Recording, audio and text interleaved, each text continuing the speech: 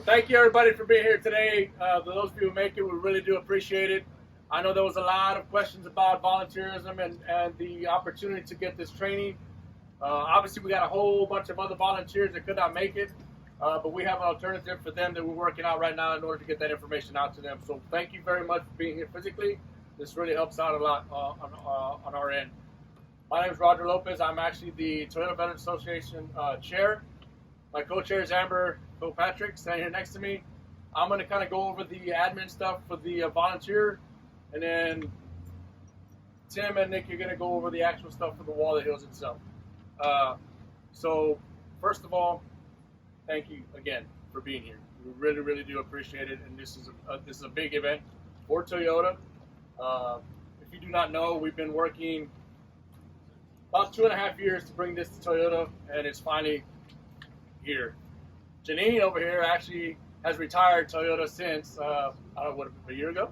Yes. And she's actually the one that kind of thought about bringing this in and kind of got this whole thing going. So we're just bringing it back, we're just keeping it alive. So we were able to do that with our executive leadership backing us up from that time on. So with that, obviously, the first thing I'm gonna cover is the parking, right? So it looks like everybody made it. We were able to locate our parking. We just want to make sure we keep everybody in this side and everybody parks on this end.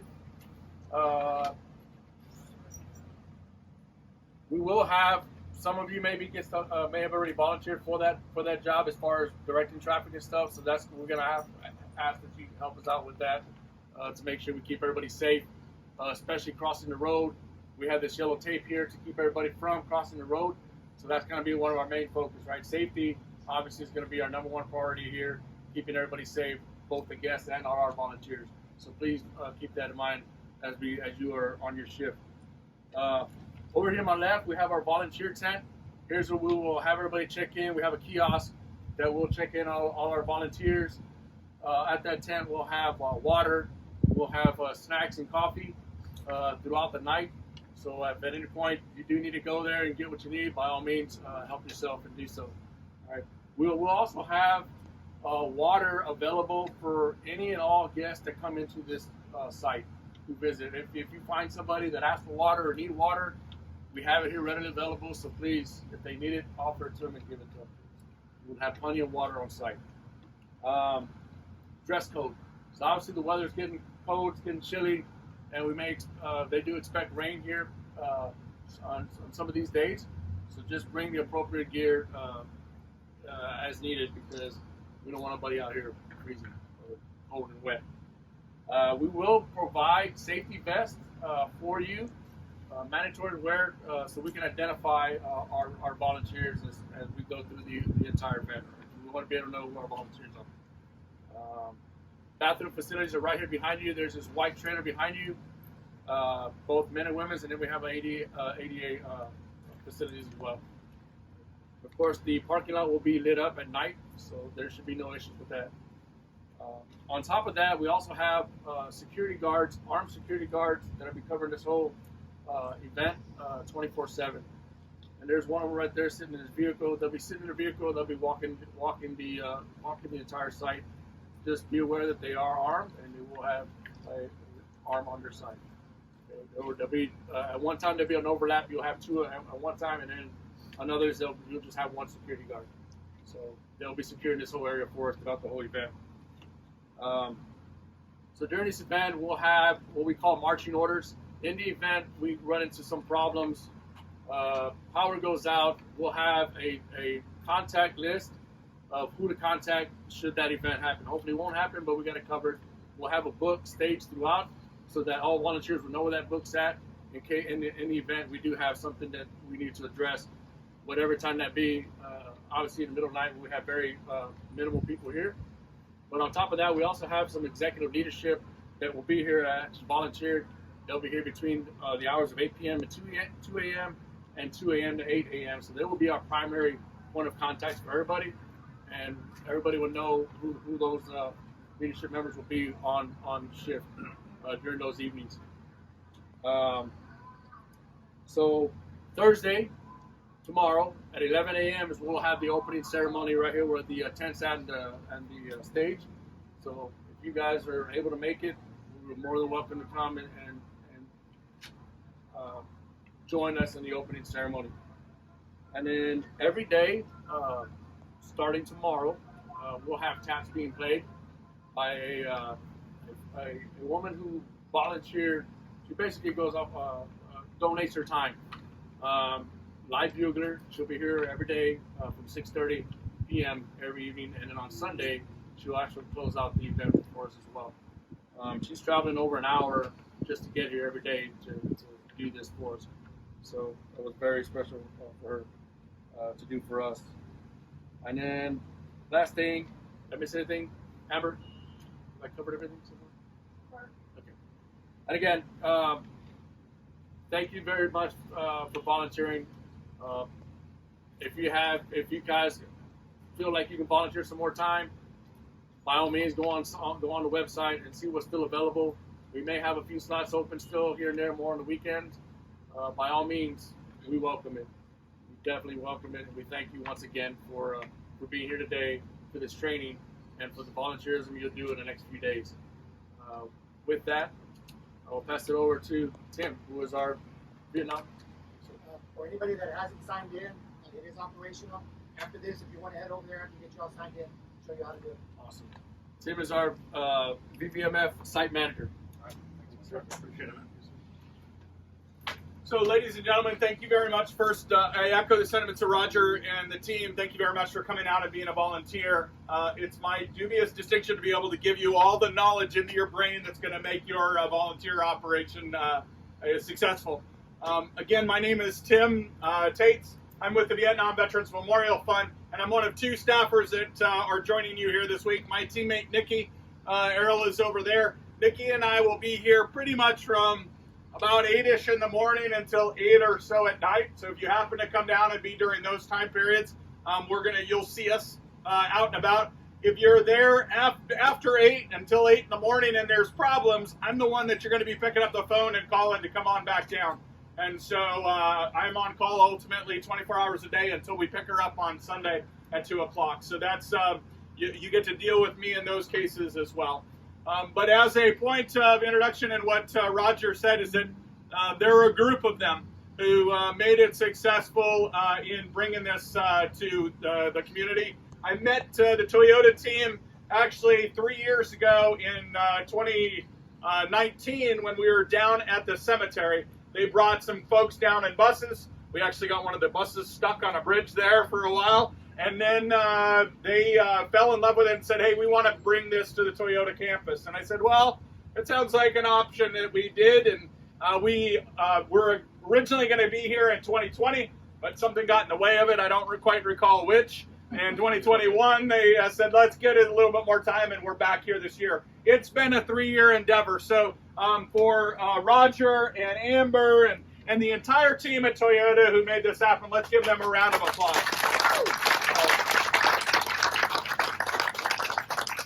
It's not easy to bring something into town for 4 days and have 24 hours a day, and it's even harder when you're bringing in a national memorial and their expectations. And they've really done a great job in that. So my opportunity that I get to do is to give you an idea of what this is all about, and the memorial and this exhibit, and give it to you in such a way that you can spew it back out at the people who are going to come and talk to you. Now, some of you, and I can see by your hats and your shirts and everything else, could probably teach me a few things about Vietnam because you were there during it.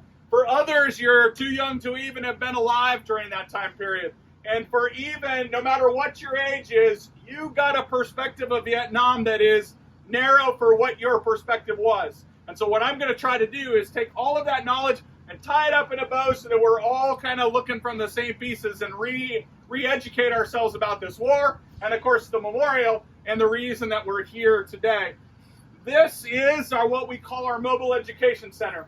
This 51-foot trailer had everything that you see out there in the field inside of its belly this morning at 8 o'clock. And with 40 volunteers, they put it out there and set it up in what the wonder that it is. It was absolutely incredible that they did that that quickly. 2 o'clock on Sunday, it'll all go back in here and we'll go down.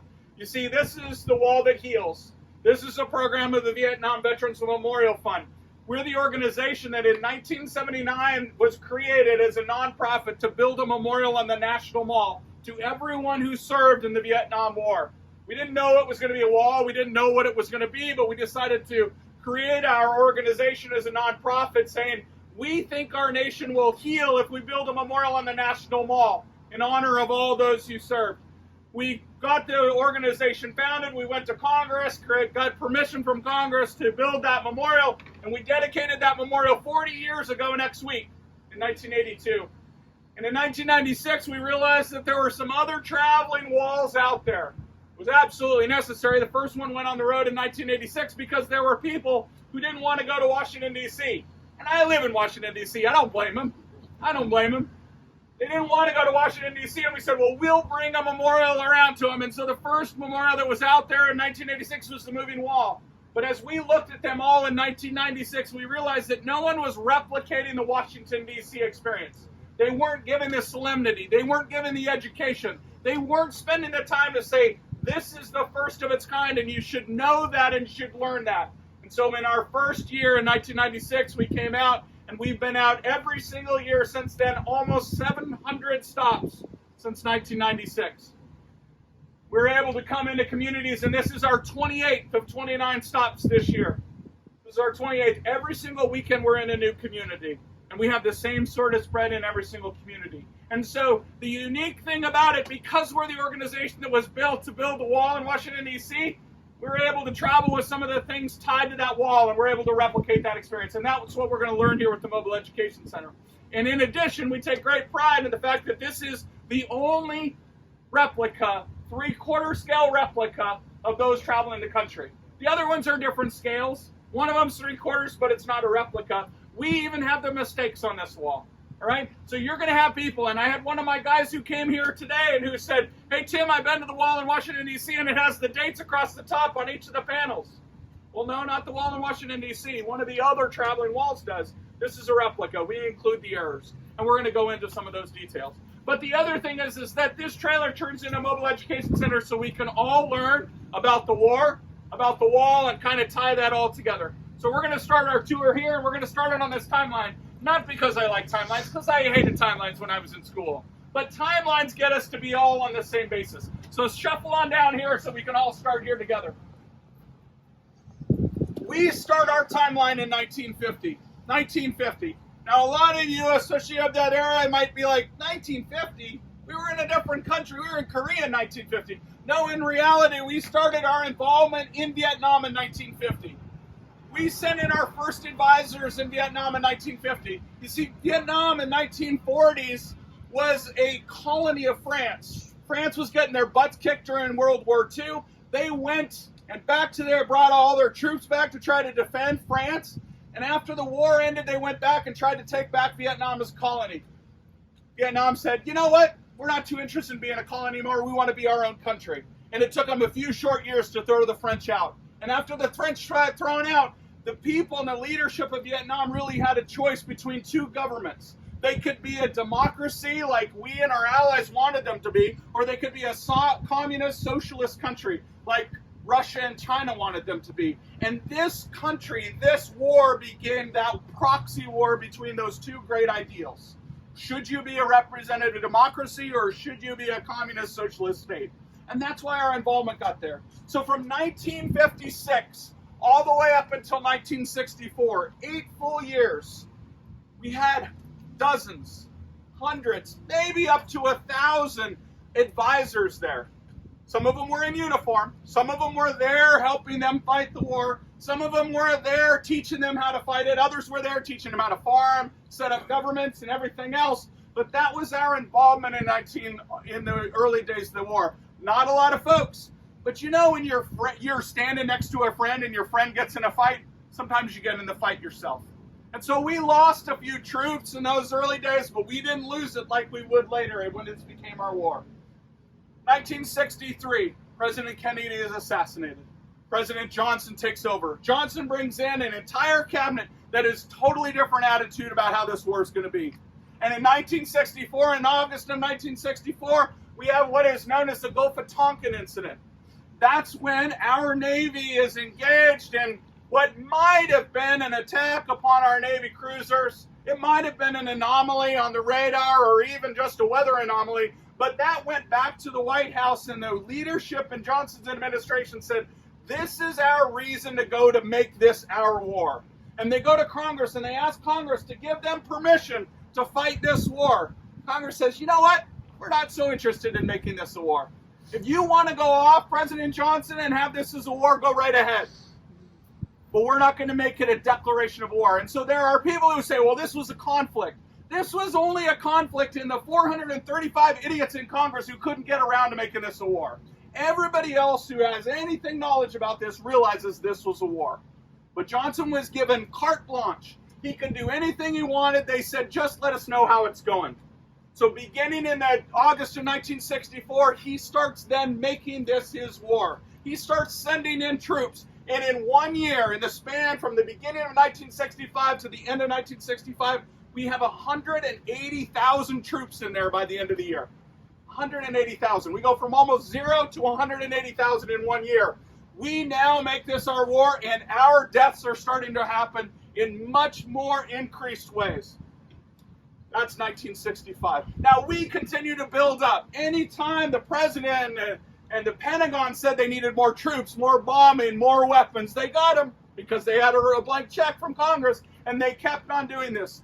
But 1968 is such a pivotal year, such a turning point of the war. We give you a whole nother display over here. I'm not going to get into it. But I want you guys to realize 1968, because 1968 in the United States is also a pivotal year as our country.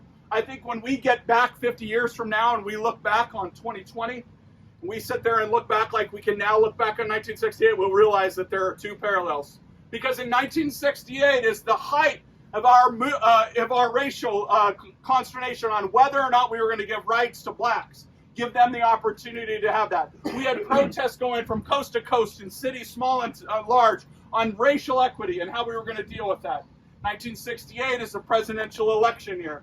1968, we have riots in both the Republican and Democratic National Convention. The leading candidate for the Democratic Party, the leading candidate, Robert F. Kennedy, is assassinated and totally upends us as a country. Because if Kennedy had been elected, undoubtedly this would have changed. 1968 is happening here, and our troops are sitting there in Vietnam looking back and going, what the heck is going on back there? 1968 in Vietnam is even more challenging, because in January 31st of 1968, if you're sitting there in Vietnam, you have a national news anchor who gets on the national news broadcasting from Vietnam because he's reporting on what would be the bloodiest incident of the war, known as the Tet Offensive. The North Vietnamese and the Viet Cong hit us in every single base, every single outpost that they could across the span of several weeks. We took bloodier losses than we had ever had in one day, January 31st of 1968. We lose 246 Americans. That national news anchor, Walter Cronkite, gets on the news on February 1st of 1968 and says, as far as I see this war is lost. You only get to watch 3 channels on television in those days, guys. 3 channels. And your national news anchor says this war is lost? What an absolute shot and dagger in the heart. So that's 1968. And 1968 doesn't get any easier. May of 1968 would be our bloodiest month. We're engaged over there as much as we could. And it is absolutely the bloodiest year all in all. In 1 year, we lose 40% of our losses in just 1968. It's an incredibly tough time. You would think the war's got to end shortly after that. But no, it continues on, because Nixon's elected 1968, and even though he ran under the guise of saying, I'm going to get us out of this war, it isn't until he's actually in the throes of re-election in 1971 that he actually starts to get us out of that war, starts to make some movement towards that. And it isn't until the spring of 1973 that we enter the Paris Peace Accords when we finally say, hey, you know what? We're going to get out of this war. And we pull out all of our combat troops out of Vietnam in February of 1973. But listen and compare the parallel to what we have as our recent war. We took our combat troops out of there.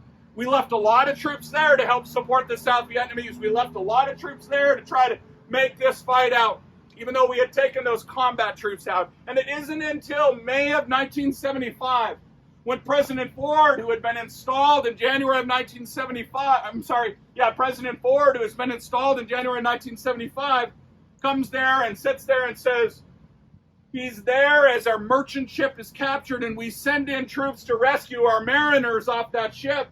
And during the rescue, we lose 21 Americans in one incident. And President Ford says, wait a second, this has been plaguing all these presidents back to Truman in 1950. For 25 years, we've been there with our blood, our money, and our men and women trying to make this a democracy. If South Vietnam cannot stand as a democracy on their own, we will no longer lose any Americans to this. And we're pulling out the last of our troops. We pull them out, and shortly after, Vietnam falls. That's 25 years. You can get your 3-credit assignment when you turn in your paperwork for college later.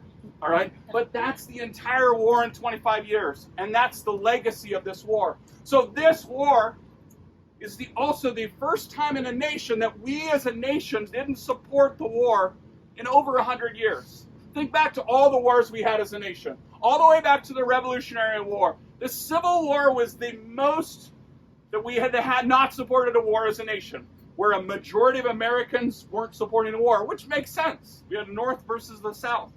But even World War I and World War II, we made victory gardens. We turned off our white lights. We recycled metal so we would go to that.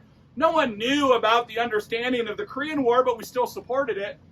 But because this is a television war, because this is playing out on the TV, because you see things like riots on campuses that are quelled with our National Guard, because you're watching the news where they say this war is lost.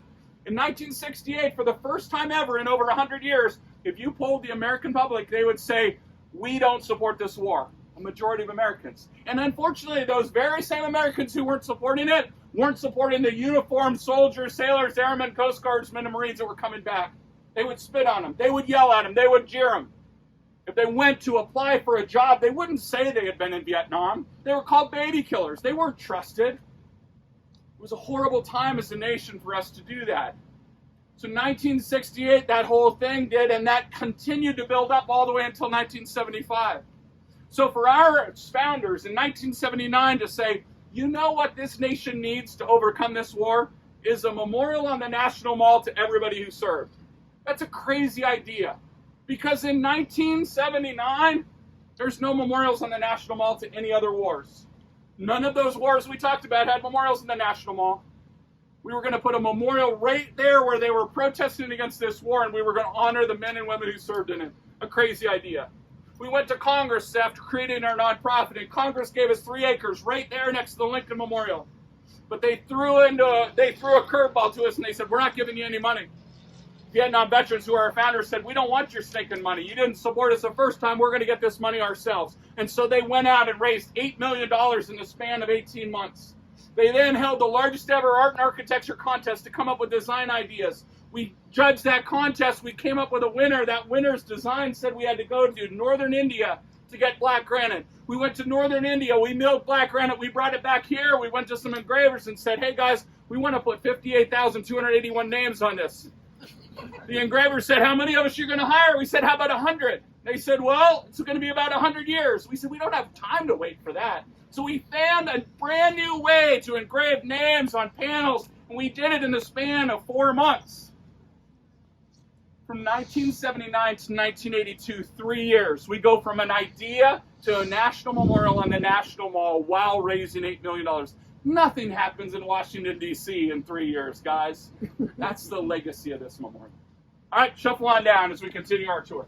Americans who visited the wall in Washington, D.C. last year, because if you looked around the audience who visited the wall in Washington, D.C. last year, over half of them were not alive in 1982 when the memorial was dedicated.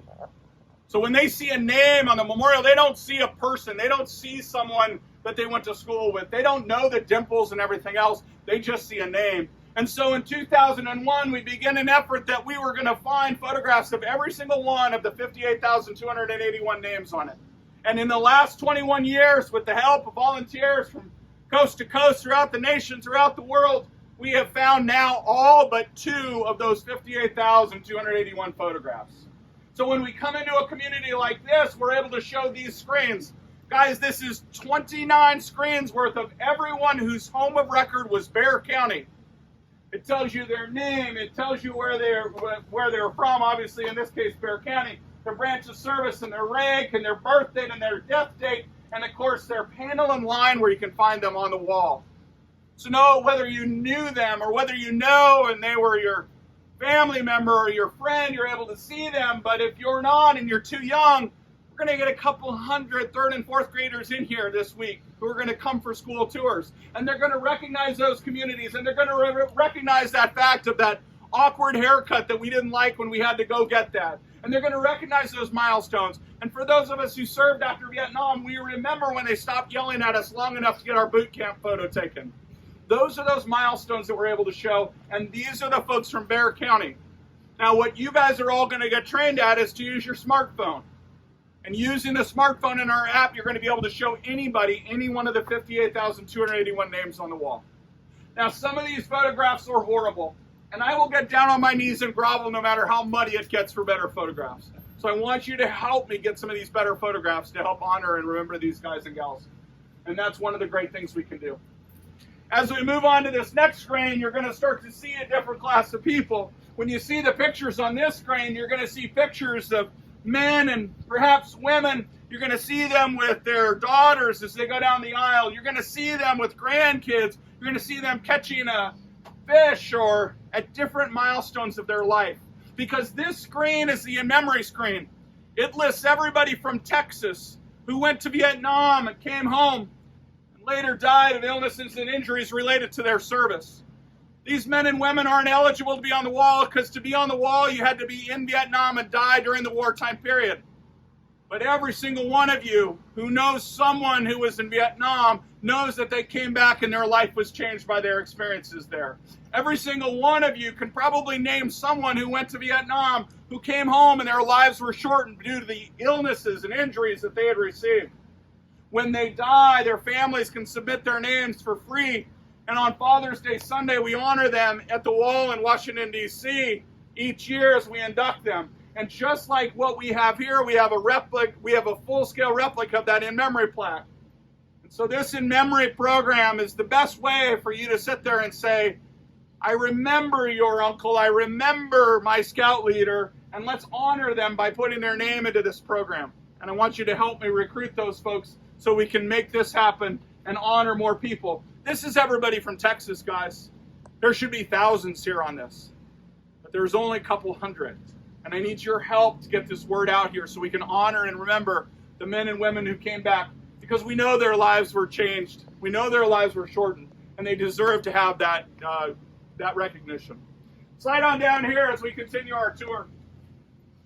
In the memorial in Washington, D.C. in 1982, we had the construction barricades up around the memorial, and a gentleman comes down to the construction foreman, and he has a Purple Heart medal. He handed it to the construction foreman, and he said, here, take this. I want you to press this into the wet concrete, the foundation of the memorial. We received it when my brother was shot down. And if you put it there at in the base of the memorial, it'll be with our brother, and he deserves to have it more than I. It was the first item ever left behind at the memorial. And even before the memorial was dedicated, more and more people would bring these items down, and they would leave it. And on the 40 years ago, when we dedicated it on Veterans Day, one of the most iconic images that you see is a pair of cowboy boots that someone brought down to the memorial in honor of some name on there.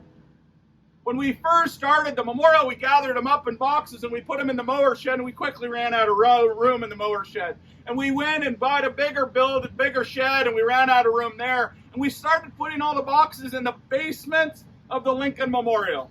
You want to see something cool? Google basements of the Lincoln Memorial. It is as big as the top of the Lincoln Memorial, but down below it. And we filled it up. We filled it up. We ran out of room there. We now have over 400,000 items that have been left behind. And they're in a warehouse outside of Washington, D.C. But because of our association with the National Park Service, because we built the wall, we're able to bring several hundred of those items out with us. And this is the first one of those cabinets. Now, this cabinet talks about life in Vietnam. How many of y'all are Vietnam and Vietnam era veterans? Please raise your hands. Thank you very much. Thanks for your service. I guarantee you I could bring those guys down here and we could ask them questions. And even if they were in the same unit at the same time and doing the same job, they would have different experiences because that's human experience. But they have some shared experiences, and we tried to highlight that here in this box. Here you've got an army uniform put together from items that were left behind, roughly of the late 1960s. You've got an ace of spades calling card tucked into the top with a Zippo lighter and bug juice. Of course, for the kids there thinking bug juice is something you drink, we have to tell them, no, no, no, you don't drink this in order to do that. But you see the dog tags interlaced into it. You see the equipment and the rollout. There you've got some postcards left by a younger brother because his older brother had gone off into the military and written these postcards to note and talk about his passage there. Here you've got a tape recorder left because, of course, this was the greatest technology ever.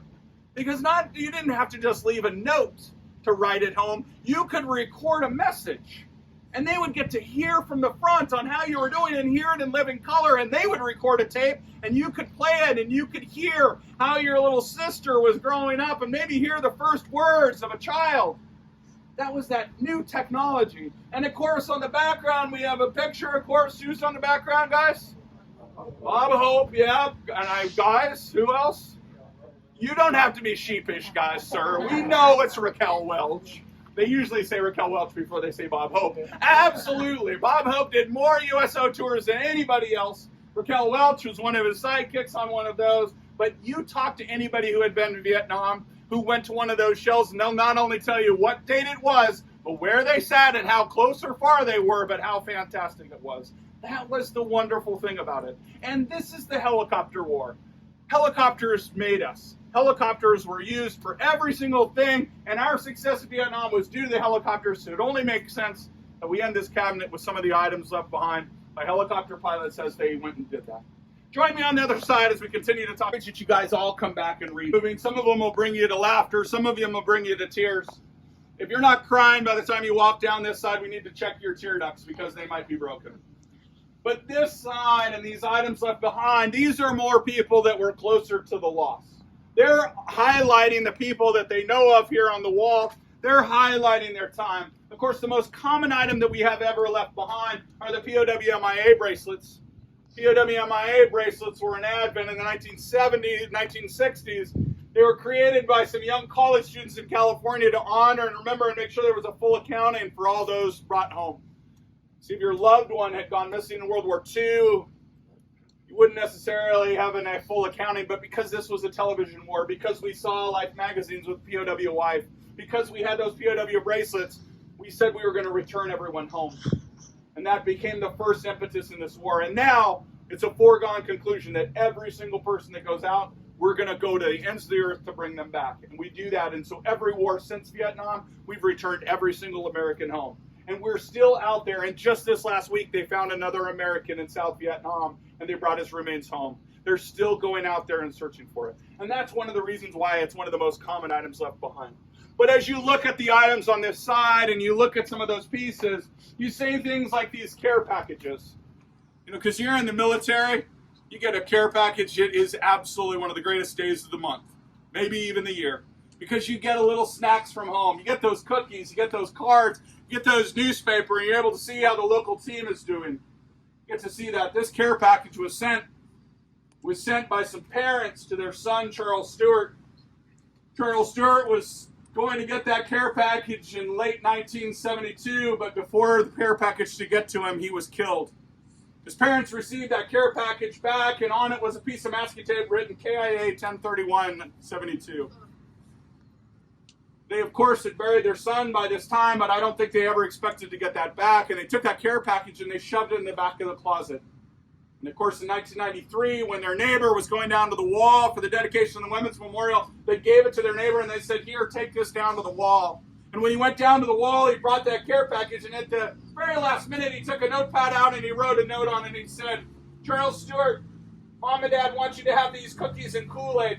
It's time they gave these to you. They send all their love, Gary B. We don't know what's in the box except for what the note is on it. You didn't know, but it's one of those things that you can come behind. And so whether you've ever sent a care package or received a care package, you can see and understand the feeling of loss that would go along with that. Beside it, of course, we've got 3 beers. 3 beers. Now, I know everything's bigger in Texas, but usually beers come in 6-packs. There's 3 here because the guy probably drank the other 3. We know he drank the other 3 because he left a note, and he left a bottle opener so they could be opened. And the note says, here's the money that I owe you. Left there at the wall to memorialize a friend so that you could laugh about it, tell stories about it, and understand that. Next to it, of course, whether you have a mother or whether you're a mother, you can understand the story of loss is you see a baby sweater.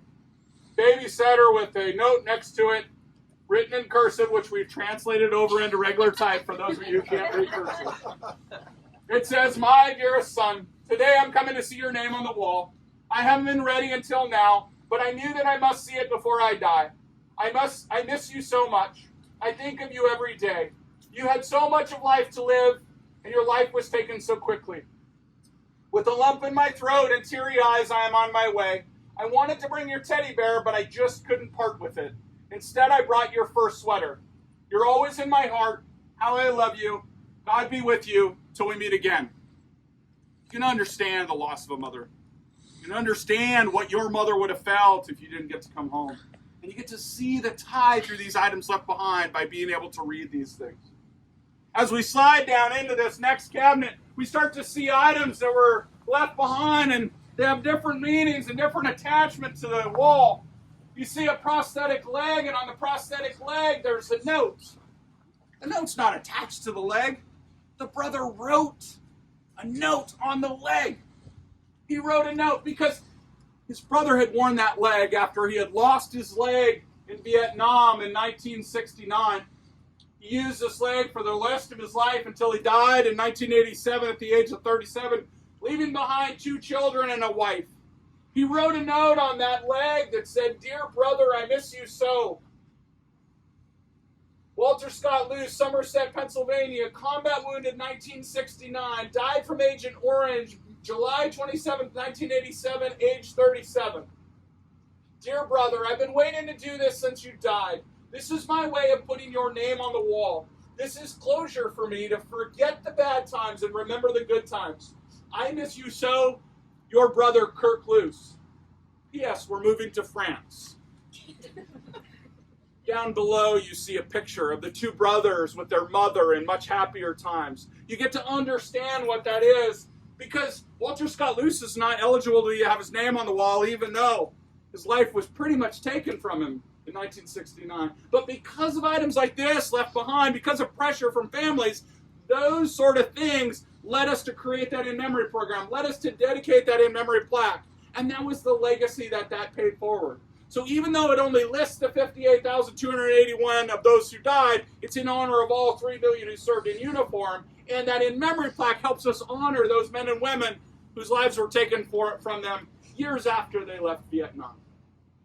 Now, we talked on the other side about how this memorial, how this war was received in the United States. We talked about how our Americans were jeered and called baby killers, and they would hide their...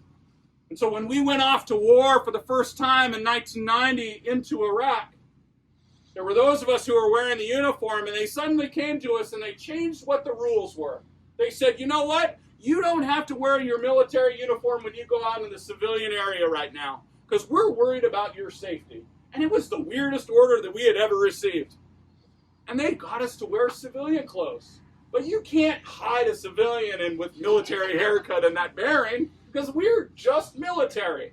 But when we went out into the community, all of a sudden the community started responding differently, because it was the Vietnam veterans who had said, no other generation is going to be treated like I was treated if we go back to war. And so when we went off to Iraq for the first time, it was the Vietnam veterans who started coming out and sending off the troops. It was the Vietnam veterans' families who put together those care packages and made sure that they were taken care of. And when we came back after winning the Persian Gulf War in 1991, it was the Vietnam veterans who were leaders in the community, leaders in the military, to make certain that there was a homecoming parade on the National Mall for those who had fought in the Persian Gulf War. And when we went back in 2001 and we went into Somalia and Bosnia and Herzegovina, it was the Vietnam veterans there on the front line sending everybody off. And they were the ones making sure that they were welcomed home. And as they did that, you started to see that they would put on their hats. They would put on their hats that would say Vietnam veteran. They would put on their unit hats. They would put on their shirts that would say DD214 alumni. Because we as a nation started transforming. We started to realize that you could be against the war. You could argue against a president that got us into a war, but you shall not disrespect the men and women willing to put on a uniform to go off and fight the war. And we will always do that. And so when those folks came back, it was Vietnam veterans on the front lines, and it is now not uncommon to see a young child, 5 or 6 years old, come up to a Vietnam veteran and thank them with a handshake. Because of the healing of this nation, because of the way that we received this war. And that's the transformation that we had. And that's the wonder that we got through this memorial and through the legacy that the Vietnam veterans gave to those of us who wore the uniform after that. And that's paid forward. So it's only fitting that we end our tour of the items left behind here with a pair of desert combat boots. A pair of desert combat boots that were left in 2008 by a Marine First Lieutenant. He said, "Brothers, these are my lucky boots. They got me through 2 tours on the ground in Iraq. I figured you'd appreciate them more than the garbage man." The truth of the matter is, we owe you an awful lot. If your generation of Vietnam Marines had not come home to jeers, insults, and protests, my generation would not have come home to thanks, handshakes, and hugs. That's the full circle.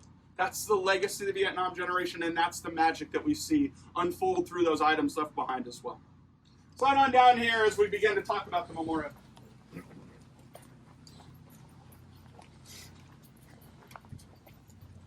So 1979, we create our organization. 1981, we decide that we're going to come up with a contest. The largest ever contest to be held. We didn't know it was going to be large when we started. We just figured, what a great way to make a grassroots effort to build a memorial in the National Mall. If you were over the age of 18, you had $20 and you were a United States citizen, you could submit an idea. Pretty awesome. You didn't have to be a famous artist or architect. You didn't have to have all this history. You submitted that idea, and when you submitted that idea, you promised that you would follow 4 simple rules.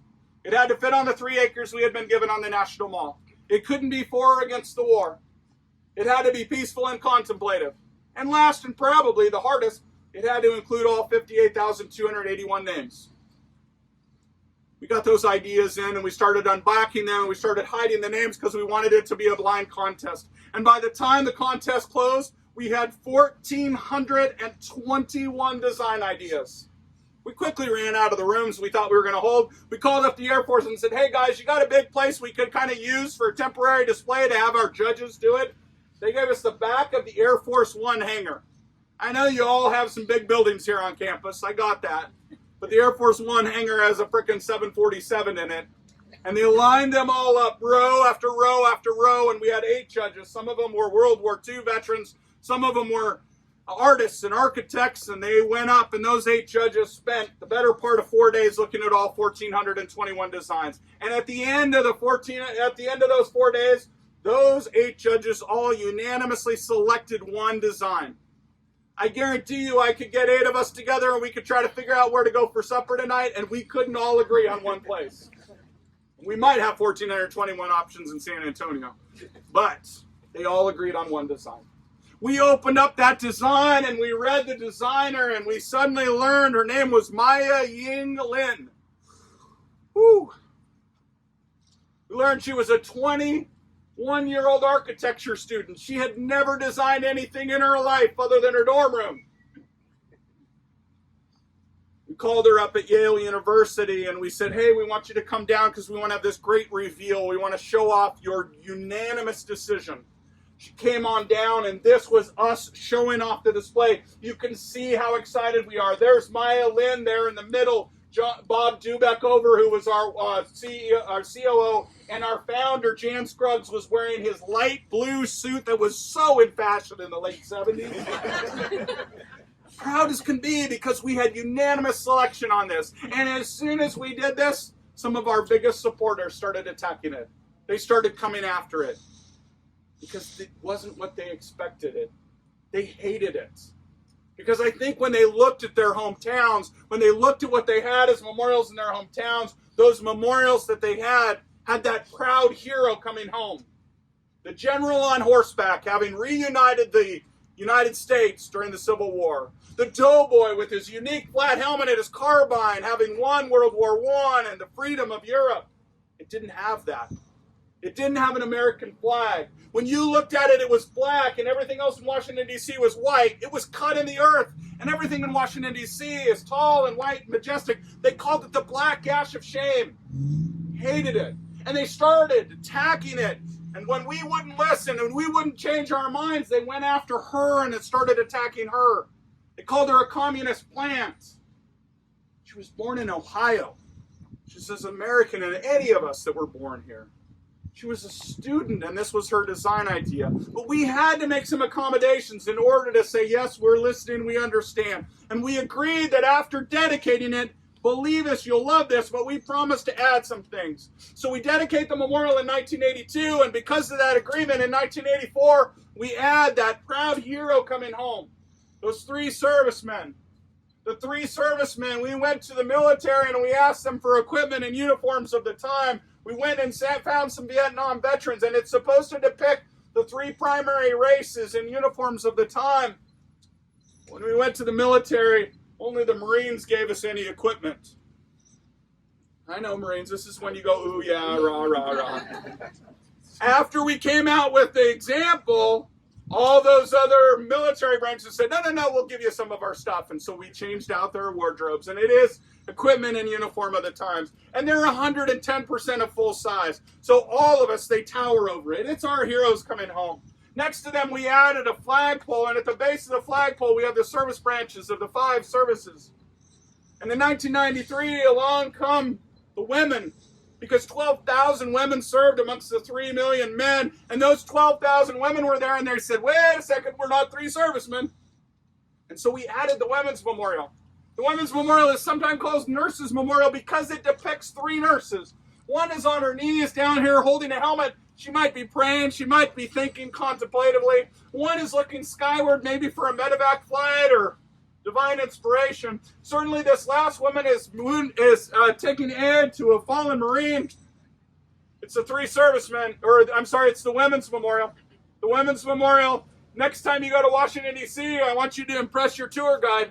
I want you to point to the 8 trees that are around it and say one of those trees is for each of the women on the wall, because there are 8 trees, one for each of the 8 women. That's the Women's Memorial that was dedicated in 1993. And of course, we spent some time talking about the in-memory plaque. There's a full-scale replica of the in-memory plaque on the other side of our tent here. That is a full-scale replica in honor of the men and women who came back and forever were changed by their experiences here. Now, this white tent is something that we always want you to be in. This visitor center tent is something that you get to hear. On this side, you get to see a map of Vietnam, and so you get our Vietnam veterans coming back and able to finally show their loved ones on a map of the time where this war was. It says Vietnam conflict on it. Don't be angry, guys, because when that map was made, it was the Vietnam conflict. On the other side, there are some wall facts and some incredible things about it, and of course, there are brochures in there to help you answer all those things. So it leaves one thing for us to learn about today, guys. One thing that we're going to close with, and that's the wall. So I want you to come on over to the bench. The thing about doing this later in the year is you all have sunset earlier. We all do. And you get to see the wall at night, which is absolutely magical. One of the things that's different about this wall is we can use modern LED lights on this that we can't use on the wall in Washington, D.C. National Park Service won't let us upgrade the lights there. And this wall looks so much better than our wall in Washington, D.C. And it's incredible. And the darker it gets, the better this looks even. Guys, the reason why I start my tour of the wall here is that this is representatively about where Maya Lin sat when she came on a field trip. Remember, this is an assignment. She's taking a class called Funerary Studies. Sounds really exciting. It's the way we honor our dead. And she had a classroom assignment that she had to come up with a design idea for this classroom assignment. She had a design idea. She came down on a field trip and she stood in an area much like this, and she looked back out over that 3 acres of grass And she said she imagined it was as if a giant knife had come down from the sky, slicing into the earth, ripping a wound upon the earth. I want you guys to look out there and get your best, biggest knife and look. And she said, I imagine it was as if a giant knife carved down from the sky, ripping a wound upon the earth. The names would appear as if they had been running along underground forever. And as that knife dove deeper, that raw black earth would open up wider. That black earth would be polished in such a way that that reflection would look back in, and you could look into the wall and see the reflections of your friends and family and loved ones back in those black granite panels. And as that knife withdrew, that wound would seal back up. It was her vision. That's why it had to be black. That's why it had to be cut in the earth. That was her piece. She was an incredibly smart young girl for a 21-year-old. She had no military experience in that. So we understand now why it had to be colored, why it had to be carved. We added the 3 servicemen. We added the flag. So the last bit of criticism we had to overcome was the fact of the organization of names. Because if you're going to organize 58,281 names, what's the easiest way to do that? Alphabetical, absolutely. Alphabetical. It should be Gary Adland over there, David Zerwicki over here. Just walk up to the name. If you got a last name named Tates, it's really easy. Anybody here want to admit your last name is Smith? I'm in Texas. I know there's not as many Smiths down here. Guys, there are 667 Smiths on the wall. Tiebreaker for the same last name as first name. There's still like 14 Michael Smiths on the wall. Even if you add in a middle initial, there's like 3 Michael N. Smiths. How are you going to know which one's your uncle versus just some pope from Philadelphia? And I know we don't like Philadelphia in this state right now, so that's okay. Guys, can't do it by name. And plus, if you're a Vietnam veteran and you want to come down here and walk amongst the men and women who were there when you were there, who died while you were there, it would make sense for it to be in chronological order. And so most people, once they realize it's not alphabetical, go, gosh, it's got to be in chronological order. And our first grade teachers taught us to read so well. The first death's over there on the left and the last death's on the right. Because our teachers are never wrong. Well, we're off on this one. Because if you're the first to die and you're out there on your own, or you're the last to die and you're one of only 5 over here, it makes it seem like your death doesn't matter as much as those in the middle. So come on down to the middle and let's learn how they're organized together. This is the apex of the wall. Apex, of course, is a fancy term for the tallest point. If you're a math geek, it's also the joining of 2 planes. This is the apex of the wall. This is the focal point of the wall. And in fact, when they were arguing about where to put that 3 servicemen, there were some of the artists that wanted to place that 3 servicemen right here. Maya Lin and a couple others said, wait a second, if you place that statue right here, that becomes the memorial and this is nothing but a backdrop. And so they put it up on the hill and it looks fantastic there because it looks like the guys have just emerged from the trees and are looking down upon their fallen comrades here on the wall. And it looks wonderful. This is the focal point and remains a focal point. And remember I said, this is a 3/4 scale replica of the wall in Washington, D.C. It even includes the errors of that wall in Washington, D.C.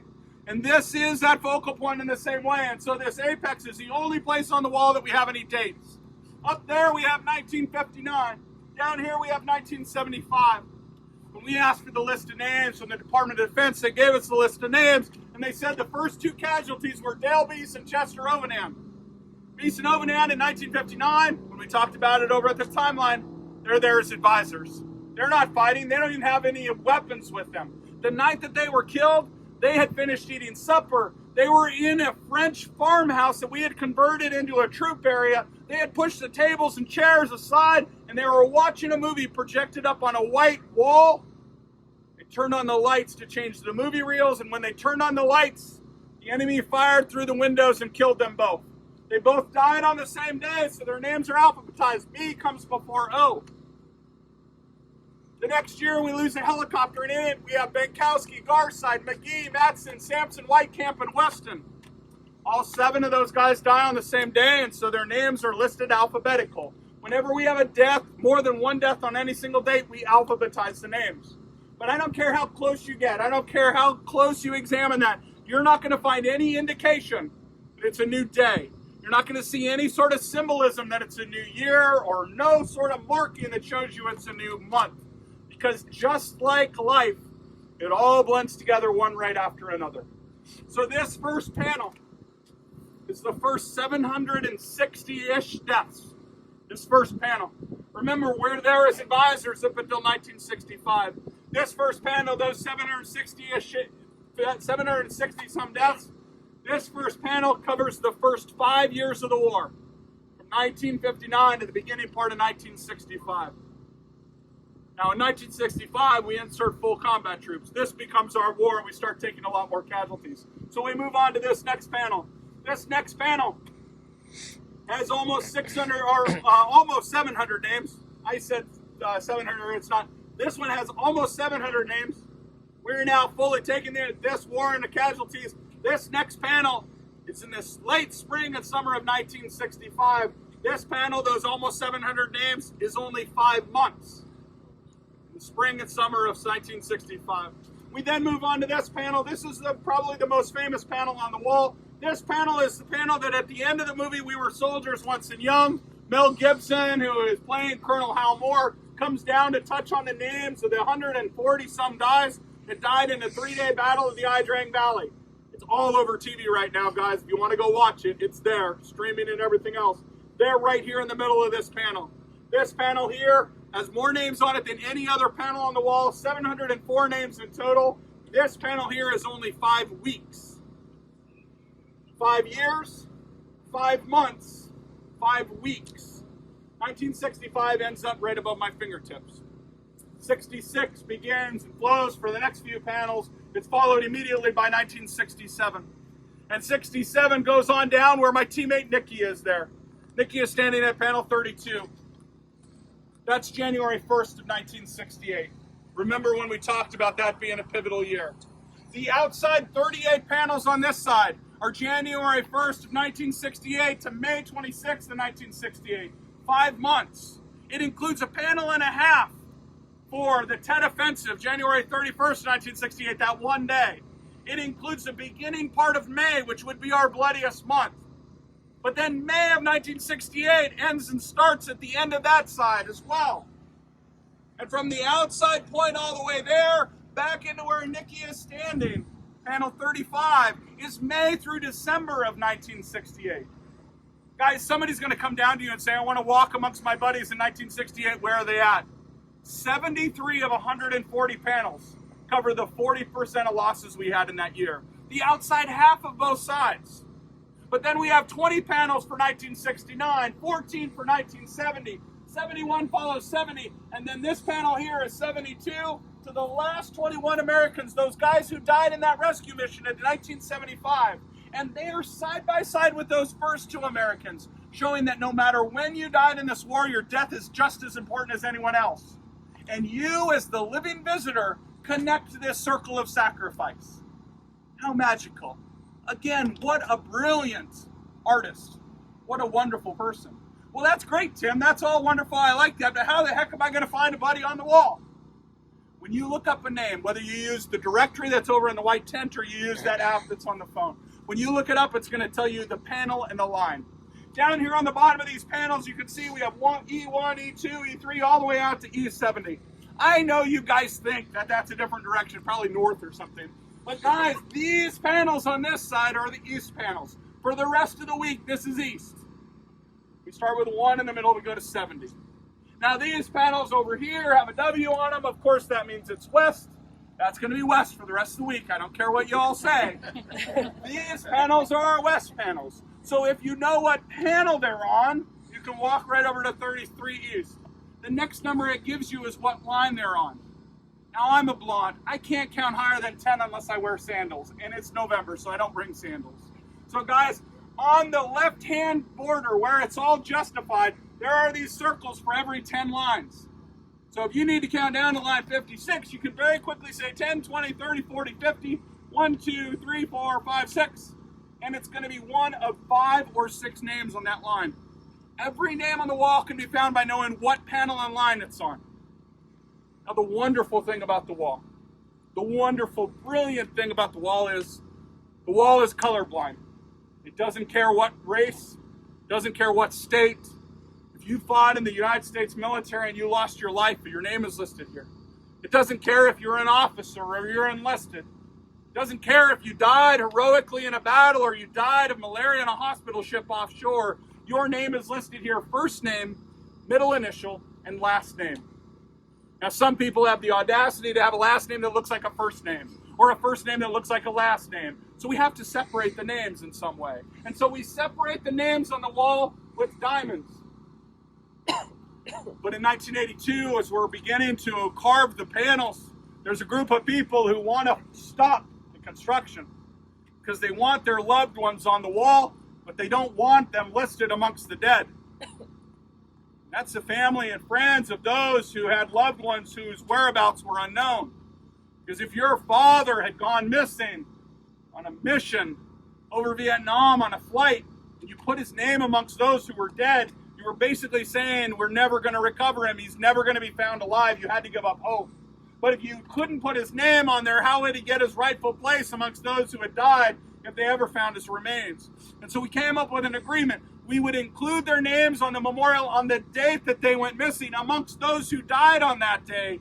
But instead of putting a diamond beside their name, we would put a cross next to their name. We would put a cross next to their name because their whereabouts were unknown. Had they ever been returned alive, we were going to put a circle around that cross, meaning the circle of life. None were returned alive after 1973, so there are no crosses on the wall.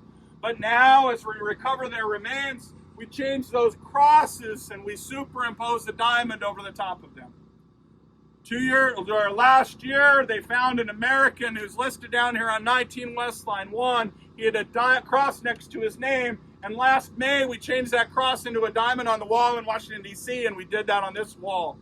It's one of those ways that we can forever remember and honor those people. And so when people ask you what that cross is for, it's for those whose whereabouts are unknown. We're hoping for a full accounting for it, and it's the way that the wall continues to change. Ladies and gentlemen, I know that some of you have been recording things, and I hope that you scrub that later because you don't need to listen to it ever again. Because ultimately, it's going to come down to 5 questions when people come out to do this. And we're going to give you a cheat sheet to come up with those answers. So for those of you who wrote the long notes on your arm, you can take those off too. Guys, it's going to come down to 5 questions. Nikki will hand you that cheat sheet. One of the questions that they're most likely going to ask you is, how many names are there? I've said it like 6 or 7 times. Anybody want to throw it out there? 58,281. There's a lot of other numbers out there on patches and everything else. We literally spent 3 years counting them. 58,281. You get over 58,000 and I'll give you partial credit. But they really want 58,281. Next thing they're going to ask you is, how is it organized? There's a long way to do it, but the short answer is chronological by their date of death. Starts in the middle, goes to the end, back from that end, back to the middle. That's the short way. So when you see your fellow volunteers with their arms circling like this, you know what question they're answering. The follow-up question that somebody might ask related to number 1 is, are there any women who are on the wall? There are 8 women on the wall. They're mixed in amongst all the men because everybody's listed by their date of death. The last of those women is Mary T. Clinker. She died in Operation Baby Lift right there in 1973. She's one of the last names on there. But they're all mixed out there. We have a brochure over there that lists all 8 women that you can always get. It shows their pictures and stories, and you can find those. And you can use that for your practice on how to do that. For whatever reason, the next question that everybody wants to know is, how long is this here and what are the hours? We just barely got here, but they're kicking us out already. Guys, it's open 24 hours a day. It's open 24 hours a day until 2 o'clock on Sunday. And we'll pack it up. We'll go to our last stop of the year. And that leads into the 4th question. Where were they last year? Where are they going next? Last week we were in Anahuac, or however you all want to say it down here. Anahuac is how they taught me to say it. And next week we're going to be in Cabot, Arkansas for our last year of the thing. So those are the 5 questions. You can answer those. You're going to get 90% of everything that everybody brought up to you. All right? Those are those magical things. Now, there's a couple things that you might have in your mind, and then I'm going to open up for questions. One is, boy golly, Roger told us it was going to rain. I hope that Roger is so wrong with that prediction. But if it rains, the wonderful thing about the wall is that the names literally disappear on the wall. They get filled in with water, and some physics guy told me how it works, but the names disappear. We can't do rubbings on the wall when it's wet. So if it gets dewy tonight, if it rains or anything else, you literally can't do name rubbings. There's a card in that white tent where we'll go do a rubbing off the wall in Washington, D.C., and we will mail it to these people for free. Fill out the card, drop it in a donation box, and leave it there, and I'll pick it up, and I'll take it back to D.C. with me, and we'll mail it out in a couple weeks. The second thing is, there are a few of us that aren't tall enough to reach those top ones. Don't have them get up on your shoulders or anything else. Don't go looking and grabbing a bench or anything else because we don't want to damage the wall. Same thing, grab the card. Grab the card. If Nikki or I are here, we had to go through 3 hours of ladder training with the federal government. If you thought Toyota training was bad, you should go to the federal government. We had to go through 3 hours of ladder training to overcome it, and we can use the ladder if we happen to be here. But if we're not, use one of those cards. Okay? All right, I'm going to turn it over to you for questions before we hand out the sheets. Any questions? You guys are way too easy. Come on, I promise I won't bite. No? Did I miss anything, Nikki? Can I just wipe off the wall with it? Oh, yeah, when it gets wet? My elbow? Absolutely. So I don't want you to go get your best grease rag out of your truck or use your shirt or anything else because that's how this wall gets damaged and scratched. If it's wet, just go get a card. We'll do it. We don't want to use even your cleanest towel from home. Just let it dry off naturally and we'll go from there. Okay? Guys, as Nikki begins handing those things out, I want to echo what Roger said. The biggest thing that you can do is to be here as a qualified volunteer to help people come. And the easiest thing that you're going to do is to help them find names. And they may not have names. I usually approach someone and I usually go up to them and say, ma'am, can I help you find any names or answer any questions? That's usually a pretty good question to lead with because she can quickly, easy answer back. And she may say no to me. And one of the other women who are volunteering might go up to her and she may open up a lot. And the same thing with a guy. But I want you guys to go and download the app, and the link is going to be on your cheat sheet to download the app. And I don't want you to go and sit there and say, oh, I got this new tool that Tim taught me about. Let me show you a picture. Because he may have come down to see a buddy's name, and he may have never seen a picture in the last 50 years. He's got one up here. Don't ruin that by foisting a picture upon him. Sit there and ask him, how do you know that person? Well, he was my brother. Would you like to see a picture that we have? Or let me show you a picture. Let them say yes and do that. But you can always still go to the name and do that. Now, rubbings can be done on the wall. They're inside the donation boxes. There are these rubbing forms. You can use any piece of paper. You can use any piece of paper. But those rubbing forms are neat because I have my elbows backwards. Here we go. So rubbing forms are awesome because it's just a fancy piece of paper, but on the rubbing form, it has the website that you're going to be using to pull up the name, and you can show those photographs that we have of them, and they can read the remembrances about them. But that folds open to those names, gives us this nice white place. Now I want to teach you the trick so you can teach others. Forget what your teacher taught you about how to hold a pencil. Ignore it. You're going to take that name, you're going to center it in here, and you're going to use the side of your pencil to sit here and color that in. Now, someone might have brought down some crayons or some pens or something to do it. Please don't, because that's how we damage the wall. Only pencils and paper. It's the best way to do it. All right, last chance for any questions. Are there any rules about what can't happen in the wall? Like, Oh, can I have a heck, you know cigarette what? out We here didn't even with my see buddy? that. All right, Nikki, you're the best. We totally walked past the signboard back there. There's a signboard back there with rules. And we understand Nikki and I get to leave town on Monday, and so if you have rules that you don't want to enforce because you have to sit next to the person in church or they're an uncooperative relative of yours, just let us, and we'll come enforce the rules. But generally, the rules are all written out there. One, we don't allow any eating or drinking out here. Now, I agree with Roger. I want you to stay hydrated, so please bring your drinks out here. But it's the kids who are going to bring their Slurpees and stuff that have it, or it's the coffee that's good spilled on here that gets damaged. Two, we don't allow any bikes or any skateboards out here. I haven't seen any so far this week, so I don't imagine they're going to be down here, but we just park them out here. We may see people who bring dogs. We only allow service dogs down here. Now, some of you all might have seen me with my service dog, Mitch. You're only allowed by federal law to ask one question when it comes to a service dog, and that is that a service dog? It doesn't have to have a vest. It doesn't have to have a badge. If they say it's a service dog, you have to give it the benefit of the doubt. But the moment that that dog loses its behavior, starts barking, starts going after other people, lifts its legs and pees on a wreath at the wall, is the moment it's not a service dog, even if it has the best looking vest out there. And that's when they get it. Now, it's easy for you to say, hey, you know what? You have the cutest dog in the world. This dog should never be in your hands. No, don't say that. But let me take it over here and hold it. And you can hold it back there, and you can take care of it while they engage at the wall. And that's the way to do it. We don't allow any music down here. If they want to break into song, they can do that. We don't allow talking on the cell phone. Wait a second, Tim. You told me to use my cell phone. Yes. Tweet, Twitter, Instagram, all that other crazy stuff, absolutely. Use the website for it. But the moment that young lady takes it to her ear and says, Dad, who do we always think about on Memorial Day? Is the moment she just has to step outside those benches. Because we want to protect the sanctity of this wall. All right?